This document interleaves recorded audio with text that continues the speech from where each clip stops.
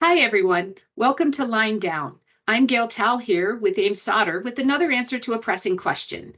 Today, Rahul writes, my company is experiencing a lot of non-wet open defects that we're attributing to warpage after reflow when soldering large processors.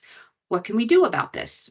Well, Rahul, you're not alone with this issue. Soldering large components can be tricky, and many companies deal with this by scrapping a significant portion of their chips.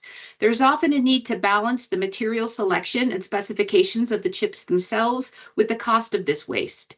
That said, you can't always blame the chips. Sometimes substrate warping or solder mask irregularities are the root cause. So it's important to look at all the pieces involved. But let's focus on what can be done on the soldering side of things. First, the choice of solder paste can make a big difference. Look for a paste with a flux chemistry designed to specifically mitigate these types of defects. At AIM, we often recommend our halogen-free H10 paste, which has been optimized to virtually eliminate head and pillow and non-wet open defects. Another strategy you can try is cutting the corner stencil apertures a little larger than normal. This lets you apply more solder to critical points. You can also try making adjustments to the reflow profile, and through trial and error, zero in on parameters that help mitigate the problem.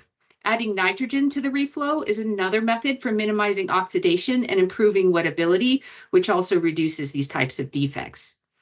Now, it's possible that in the future, working with low temperature solders may help reduce issues associated with warpage.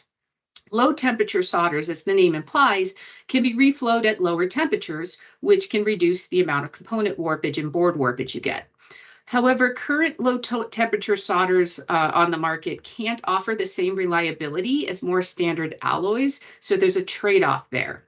But that's not to say there won't be more viable products in the near future, as the industry is constantly innovating.